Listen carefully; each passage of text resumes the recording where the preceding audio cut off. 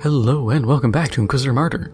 Last time we kept going with the viridian crusade, and our seasonal mission finally reached boss level.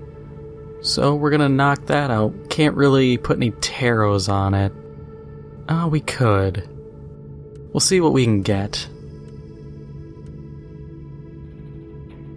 Yeah, I as much as I want the extra loot, I just don't want to spike the difficulty any further.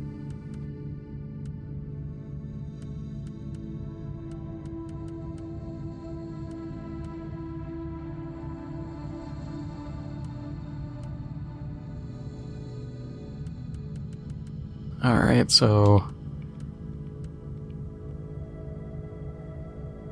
no champion spawns. I was really hoping for that.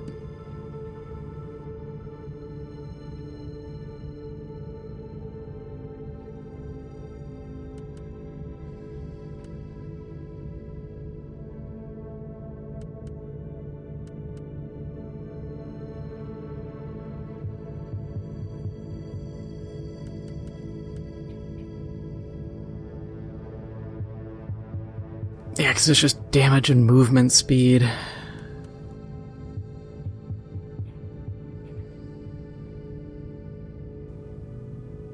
We'll go with that. It's not the best results, but we do have the chance of getting high quality items. The influence might be useful depending on where this is located, but that one's just kind of a boost to my overall rewards. Actually, no, we can't get away with anything better. That's actually one of the better ones, too. So, yeah, we'll just roll with it.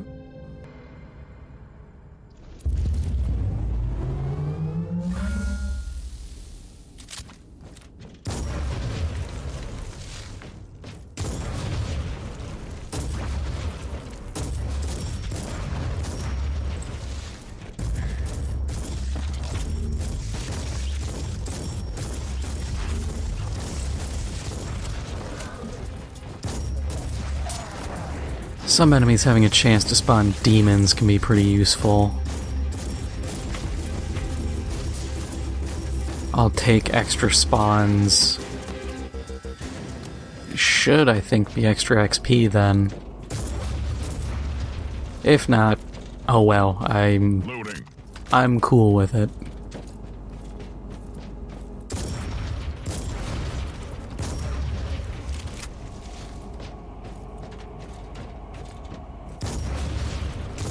I did see some news on the most hyped and most anticipated game of the decade, the Wonder Woman game. Apparently based on some job postings, they're looking for... God, it was someone to help make, like, procedural story stuff, which sounds like it's the Nemesis system, which we already knew. But then there's talk of using, or having live service elements to it. Which, there weren't a lot of details on that, but I, along with everyone else who has seen it, instantly went, why are you doing live service on a single player game? How do you do live service on a single player game?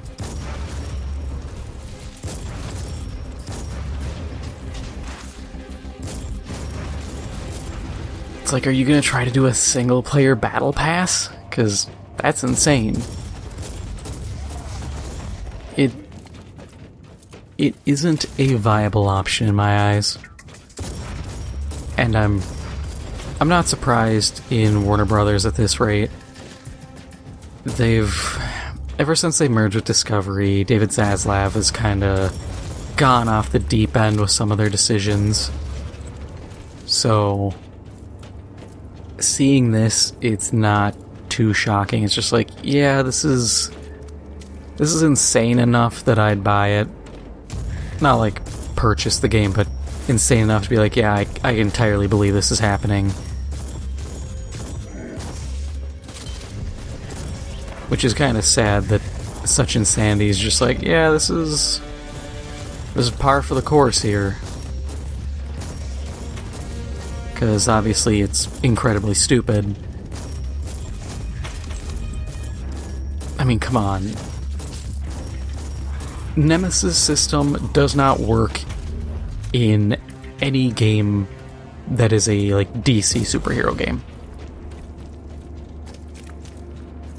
The only one, and I will stress this, the only one that it would work in is actually their Suicide Squad game. I think Kill the Justice League could do it, but what you would be looking at is something along the lines of Generation Zero, where when you do stuff in an area, public events, do whatever, you feed a system that eventually spawns a nemesis, and that nemesis could then do stuff, power up, the more you stay around. There really wouldn't be a hierarchy unless you could shoehorn one in and do missions kind of like this, where you could wipe out some low-level nemesi, and then once you wipe out enough of them, it's like, oh, you can go after their big bad who rose to their power, and then you go fight a generic brainiac robot. Is it good? No, the idea is stupid. Does it work? Yeah? Yeah, it does. I just think there are better uses for the Nemesis system than that. It would have worked in Gotham Knights if the game wasn't terrible off the rip, which is sad because the ideas were solid and the execution was not. Because then they could have had all these henchmen and all this stuff and had some cool systems, but it didn't come to be.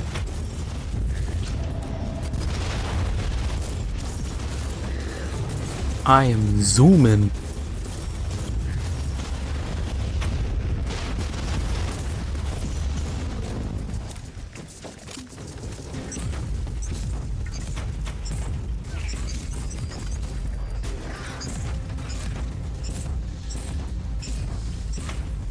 I genuinely think, though, if Warner Brothers wanted to use the Nemesis system properly, they need to actually kind of break out of this loop they've caught themselves in. Yeah, making branded stuff is cool. It has, to a degree, I have to stress, to a degree, a built-in audience. It is not a guaranteed built-in audience because, as we saw with the reaction to Kill the Justice League and to Gotham Knights, you're not guaranteed support. You're not guaranteed people's money because you slapped a brand on it. You're still held to a certain standard, not a very high standard in some cases, but a standard nonetheless. So they have to do something, but if you just create a new thing, ooh, that plasma gun, that's a morality relic. That's gonna be cool, because that's a two-handed one. We might be switching out for that. But it's an issue. It's a big issue they have to contend with. And it's the problem we're facing in the industry as a whole. New ideas are feared. Because it's, well, why would we want to risk making a new thing when the old thing works, even though the old thing is slowly burning out, or in some cases, quickly burning out. And that dangerous mindset of not wanting to deviate hurts.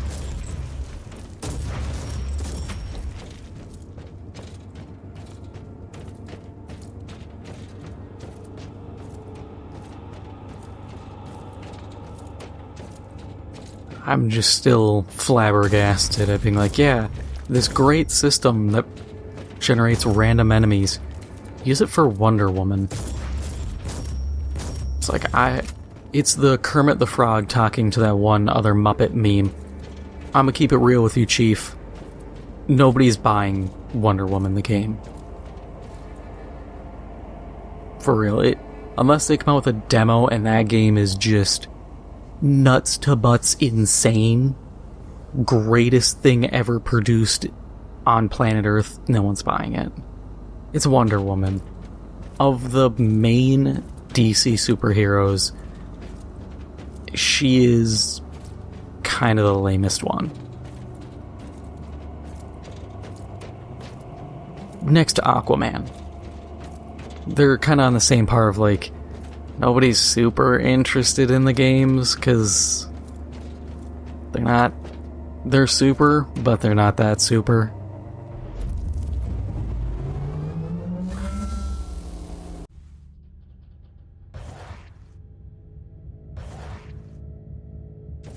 Okay, Archaeotech Grenade Launcher might be interesting. Oh, I forgot to pop Extreme Fortune. Okay, yeah, we'll save that for now. That'll put that in the back. Next time we have a mission, we'll use that. Okay. Oh, it's a stacked plasma cannon too. Too bad it's the abilities I don't really use too often.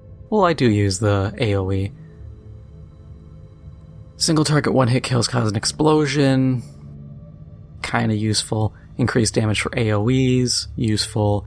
HP on hit, range damage bonus. Shock on hit, knockback on critical hit. Useful. Actually very useful. Check our morality weapon. Enemies explode, dealing 50% base damage and shocking enemies. Suppression gained on hit. T-Bolt of Authority. Kinda iffy on that. See, that one's not bad. I'll actually store it, because I might use it on another character or something. Actually, no, who am I kidding? I'll never use it. I'll dump it. Sadly. I don't wanna, but... yeah, and that shotgun's crap compared to mine. Don't really want to leverage. Enrage. Don't use Chainsword. Not useful. Grenade launcher. It's a grenade launcher.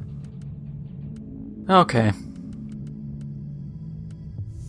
We didn't really get a lot of useful stuff, but we got the rolls. We had good chances. It's unfortunate, but it was something. If it was better than my plasma gun or my plasma cannon, I would have used it.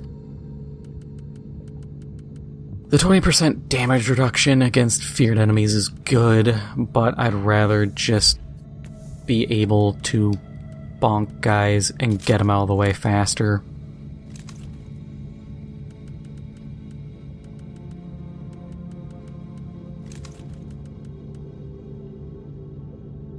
Yeah, I think we're gonna have to start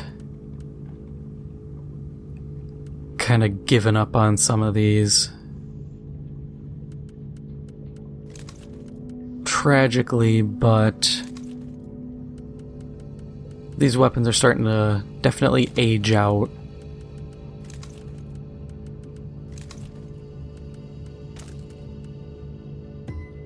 Yeah, so we'll just mulch these and kind of accept it as what it is. Who knows, we're getting close to ending the Void Crusade. We might get something cool there too.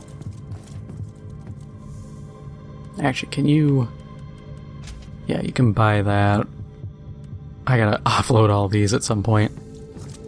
But we'll continue the Void Crusade now that we got that done.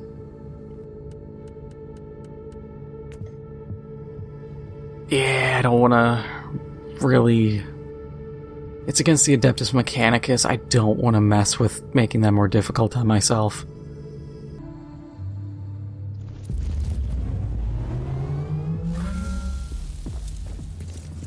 Kind of hung up on this whole like Wonder Woman thing, I'm trying to put my mind in that of a designer for this and figure out how you use the Nemesis system. The only thing I can think of is if you have like a city or some large map that you divide into districts, off the top of my head, and you have, because one of Wonder Woman's main enemies was Circe, you know, the witch from Iliad and the Odyssey, who turned people into, like, I think she turned like a bunch of the crew members of the Argo into animals. I could see that, and it's like, oh, well, the enemies are random gen guys turned into, like, rhinoceros men and all these beast men looking dudes.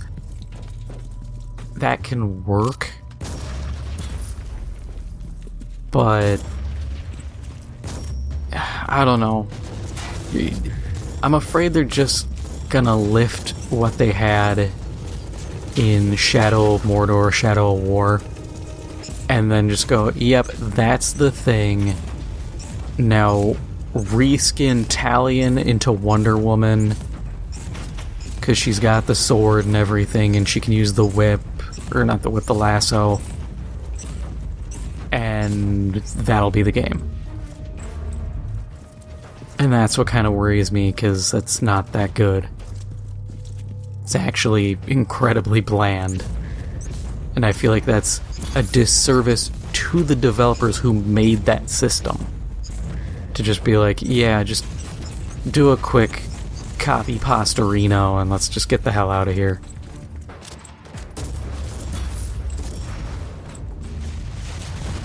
But I can also easily see that happening because part modern Warner Brothers, part modern game industry. There is a lack of incentive to challenge oneself or challenge the industry, challenge designs. And with everyone kind of very strictly kind of staying in their lane, you're just competing with whoever else is in that lane at the moment. Superhero game? Okay, Spider-Man. Well, you're different enough from Spider-Man, you're able to coexist. What else is there? The Wolverine game that's coming out? We don't know anything about it, so you don't really have to worry about it being competing at the moment. Where the Nemesis system would shine for superheroes would be Infamous. I think an Infamous game with the Nemesis system would be amazing. Creating villains with their different powers. It would be fun. And I'd play the hell out of that.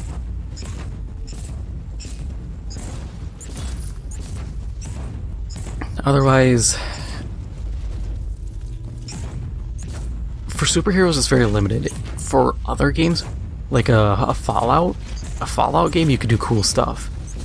Making factions get different leaders when you sleep, or you'd have to do something to pass more time, because otherwise people just sleep an hour and rapidly accelerate time. But at certain points you could have things happen. Oh, you've rested, the world continues on. Now this named super mutant has taken this area. This raider gang has formed in this area. This raider gang has taken this. There would be a lot you could do. And much like the system for Shadow of War, what you could do is then say, okay, we still have the level ups and enemy interaction missions, but you get them from talking to bartenders or certain NPCs in set locations. And even if a city gets overrun, there's always someone somewhere you can speak to get this information, or you have to build like a radio transmitter, and you just kind of quote-unquote listen to communications between people and listen to the radio stations, and you hear, oh, this is going down, and then Radiant storyline mission starts a quest. When you rest and trigger that rollover time, it then deletes it, picks a winner, and time advances forward. If Warner Brothers was willing to take the risk, they could do a very good post-apocalypse game, actually rival Fallout. Because I love Fallout, but there's a lot of flaws that could easily be exploited and leveraged.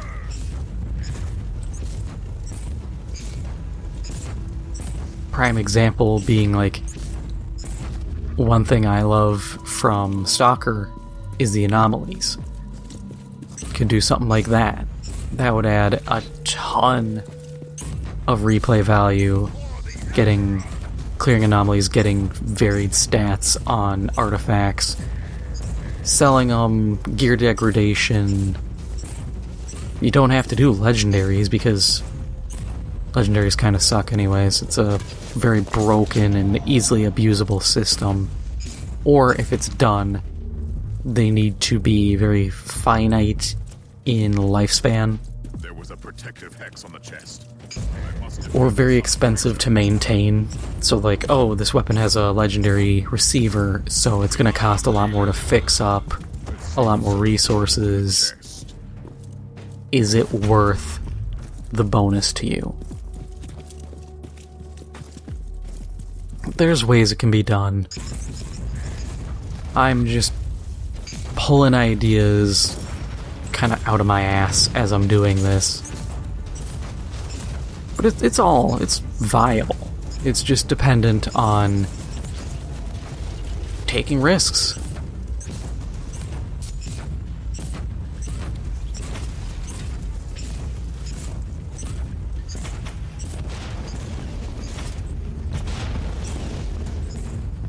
I think a lot of open world games really need to adopt a more living environment kind of thing.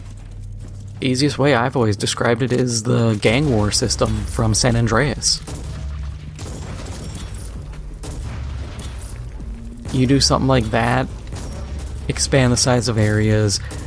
To a degree, that was done in Just Cause 4. They just didn't take it to its next logical step. Because they could have made it so instead of allocating troops to different fronts, you're just taking part and different generals are at different areas leading things. You kill one, they get replaced by a different guy who has different tactics. Taking an airport gets you a thing, taking a dock gets you another. Could also apply that to mercenaries and have a baller as hell mercenaries game. I miss Mercenaries. That was a good franchise that died way too soon.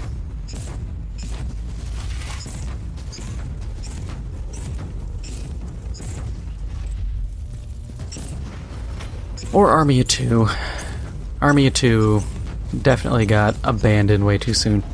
But admittedly, I'm kind of glad they let it die when it did, because the sequel they were planning was like supposed to be called Army of Four.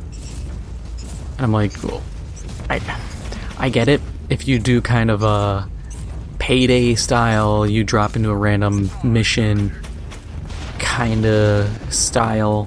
But if you don't, and you are a self-contained storyline and you just made it 4-man, it kind of sucks. Plus, it defeats the purpose. Like, Army of Two, it was a play on words, because 2 being both the number of players, and TWO was their company, Transworld Operations. And that was kind of the cool thing at the end of the first game, was making 2 and seeing the name appear and you're like, oh, it's the name, cool. And then if you make it 4, like, it no longer becomes an acronym.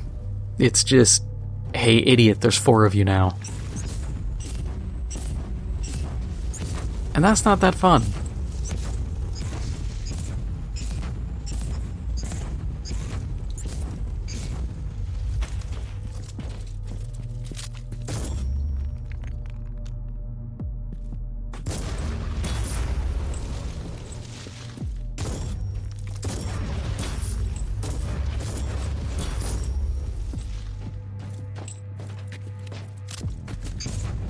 Yeah, see, I'm glad I didn't crank the difficulty on this. These ad mech guys would have just busted me a new one.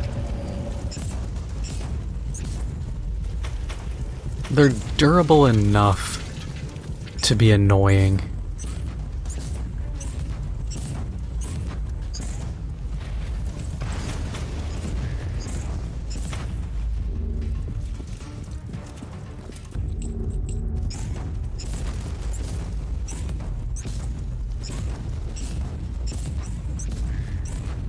The Nemesis system would also work for a 40K game. Because that's a problem I have with a lot of licensed games, is they want to remind you, like, you're in insert universe here, you're in Star Wars, so they always have to beat you over that and be like, look, there's Han Solo, and it's like, yeah, cool, thanks. Of all the planets across the entire galaxy, he happens to be here while I'm just vibing. And it takes away from the fun. Same thing with even 40K, when it's like, they got away with it in this game because Fabius Bile clones himself, and he's a weirdo. So it's like, oh, well, we just fought a clone of Fabulous Bill, and this tracks. But not everybody's cloned. I don't want to be playing a game and it's like, whoa, it's Abaddon the Despoiler, and it's like, why are you here? Why are you in this particular sector in the galaxy at this very moment? Don't you have better things to do? Send generic named schlub to fight me. Like, that's fine. I will fight generic Black Legion commander. I embrace it. And then you can make them unique and fun and different, and the encounters feel interesting.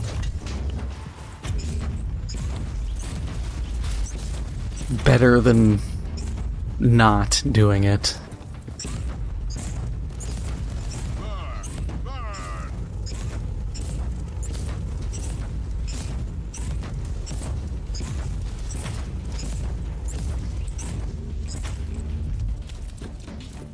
Just a shame that Warner Brothers is Warner Brothering all over the place and doesn't want anyone else to use their secret trick that they don't even use properly. And it kind of worries me when they're like, yeah, we're gonna do more live service. And I'm like, do you really want to do that? You know, I get it. Live service can do well, but as we're seeing right now, this is actually news I forgot to mention and is very pertinent. 6 of the 12 live service games that are being made under Sony have now been delayed past March 2026. And they're saying, oh, it's to make sure they're good quality. And on one hand, I'm like, yeah, good. You should focus on quality over quantity. On the other hand, I'm like, yeah, you're also producing 12 games. I would be lying if I said I wasn't a little bit concerned.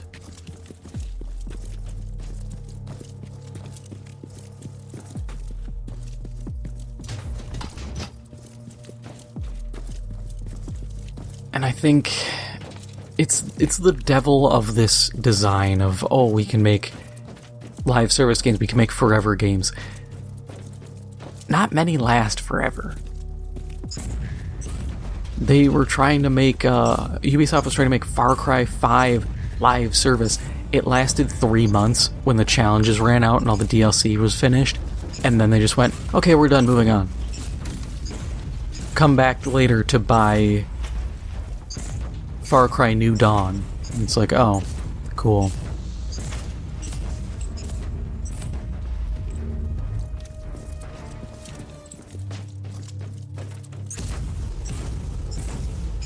Admittedly, Ubisoft has such a, I want to say, tenuous situation when it comes to their design choices, because when it comes to Far Cry especially, there was a video I watched about it, their development cycle gets smaller and smaller every time. They keep trying to do more with less, and it is catching up to them. The games are, to a degree, getting worse. They're doing more kind of niche stuff, or they get hooked on a design choice, and then it's like, oh yeah, that is the thing. That's the whole beat we're gonna go off of for a while. It's like, maybe don't do that. Like, I assume they're gonna lean into some roguelike stuff, because Far Cry 6, they had those DLCs where you could play as Voss, Pagan Min, and Joseph Seed, but they were all roguelikes. They were all the same mode, actually. You paid $15 for a slightly reskinned environment and a new character. It was just that pricing model was pretty gross. It's like, maybe you could have done a $5 for each. I think people would have been like, yeah, I'll pay $5 for another character to run through. That's more reasonable, but $45 for 3 characters? That's insane. If I knew someone who willingly paid $45 for all that, I would have slapped them. Because that is stupid as hell. I know some people are like, oh, why are you pocket watching? It's like, dude, there's a difference between pocket watching and saying you need financial literacy. And that unto itself is a problem. Another problem unto itself, really. Like, I remember a guy playing Madden. He's like, oh, I'm gonna pay for an ebook, which is literally just some idiot online telling you how to play. And it's like, dude, you pay like $15-20 minimum for some moron to tell you how to play a football game. It's not hard. You can look this stuff up on YouTube and find how to, like, what the best playbooks are. But people are so financially illiterate that they'll just be like, yeah, I'll pay that money. It's like, dude, you can't fix stupid. That's the tragic reality of things. You can't fix stupid, so there's no point in trying.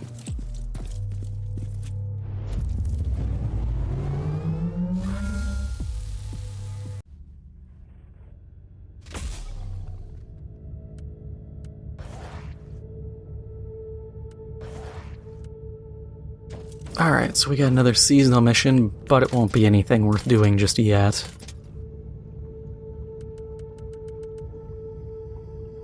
You suck. Okay, cool. Oh, we got 5 of those. 50% damage bonus for the next mission. You know what? We got a handful of missions left. Pop meme virus, pop... Oh, you can only do one at a time. Well, that sucks. Let me use everything. If I want to waste a ton of boosts at once, let me waste all my boosts.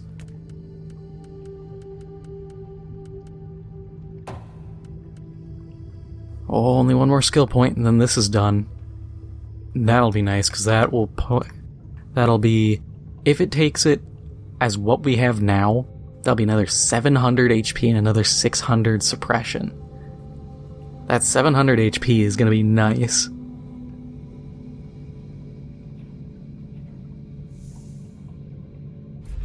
Is that everything? Yeah, it was. Quick sell that to Ragna. I don't need blueprints. And then we go to you. 71, Nurgle Infestation. It's doable. 50% warp damage. I don't think they deal warp, so it's whatever. Movement speed, don't care. Just means they move faster into my shots. And relic or higher. Extra champion, so that means more rolls, I believe.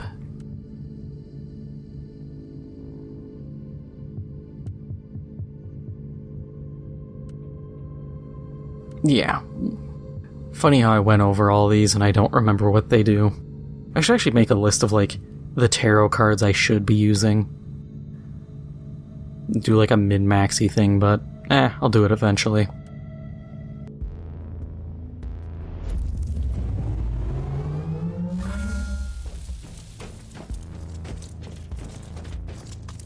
This should be a breeze.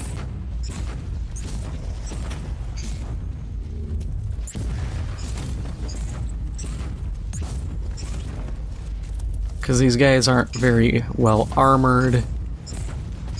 And if I really want to, I could just pull out the shotgun and just start flattening everybody.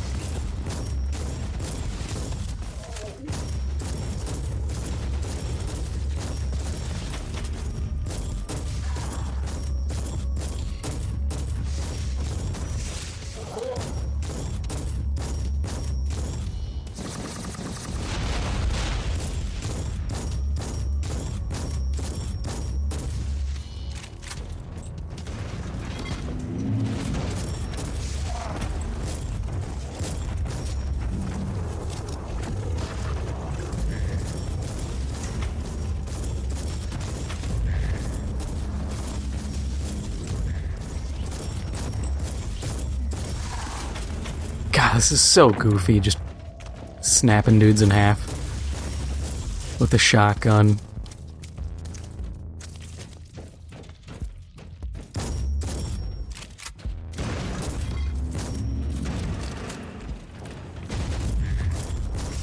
But that's the big thing is, like, this was such a good pull for a shotgun.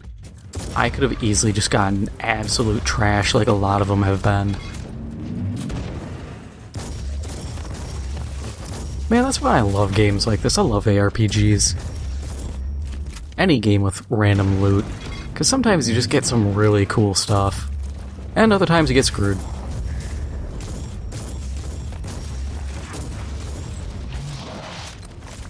Just kinda the way she goes.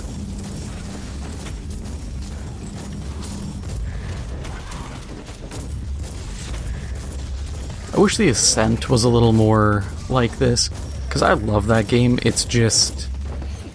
it's incremental progression. You get this weapon, well, you're either getting duplicates or you get... I think you buy like a upgrade and it becomes like a Mark II, Mark III, so on and so forth. So you don't get the fun of just picking up another one and seeing it just roll into some unholy weapon that's just gonna split everyone in half. I'm kind of surprised we don't have more cyberpunk games like that. Most of the time, every cyberpunk game we get is just like some anarcho-communist's idea where it's like, oh, you're fighting the corporation, man. It's some super poorly made, like, pixel art side-scroller where every interaction is just mucho texto. It's like, nah, dude, I just want to fight robots and fight cyborgs and have fun.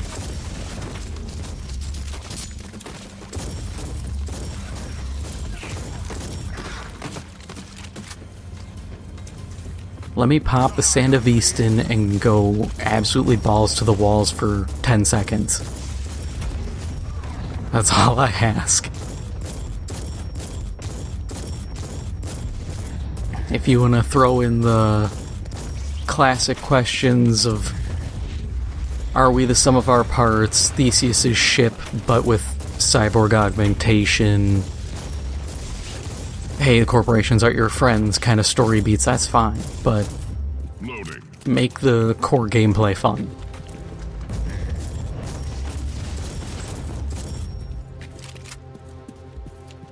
I wonder what this machine does.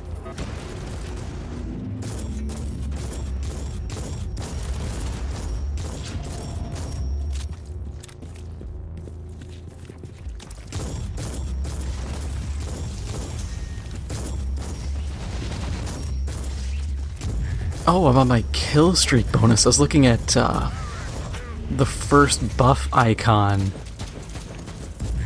It's at 69. Nice. And the timer's counting down. Or it must have been at like 59 or something. Means I have to get more so I can hit 69.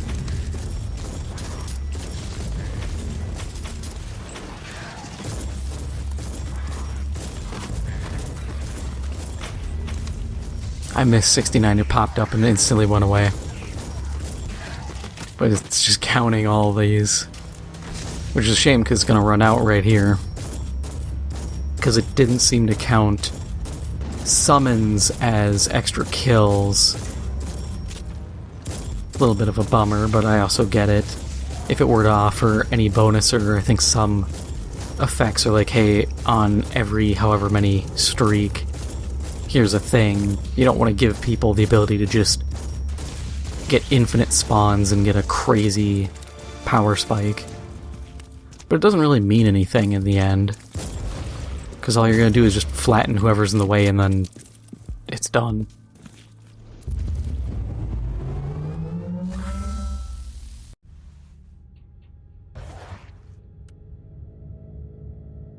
Four missions left. Let's see what we got here. HP regen for every vulnerability stack inflicted, inoculator capacity, not really a big deal. Loot quantity, ooh, that's good. HP regen per second while in cover, and reflect damage, I can roll those out. Otherwise, that's not terrible. I might roll out the inoculator capacity, I don't really care. We'll do that here and now. We'll just do it, see what we can get. Actually, while we're here, let's see. Let's knock out this tech tree. What's even left for me? Oh, that was it. It was literally one. Okay. Alright, modify. Boop-a-doop. And we want to re-roll the enchants, so we'll go HP while that. Don't care. Healing bonus for inoculator. Acceptable. Reflect damage. Extra shield. I'll take it. Inoculator capacity to focus 20. Oh, wait, no, that's not the. Yeah, for a second I thought it was one of these. I was about to shit my pants, but no, 20 focus, I don't care. Warp resist, waste. Don't care. Reflect chance, don't care. Toughness, acceptable. Let's look at the values. What are we sitting at? Okay, so that's maxed, that's almost maxed, that's almost maxed. They're all good enough. Could boost item level. I don't really care enough to do so. In general, it's pretty good. We'll rock that. This has served far longer than it rightfully should have at level 27. And if I find a new inoculator of shattering, we know what it's going to look like. And that's kind of all that matters here. Do we want to reroll anything? See if we can get something crazy? No, we're good enough as is. But that is all for now. If you enjoy this episode, make sure to hit the like button. It helps out the channel a lot. And if you haven't already, make sure to hit the subscribe button. Thank you for watching, and I'll see you in the next one.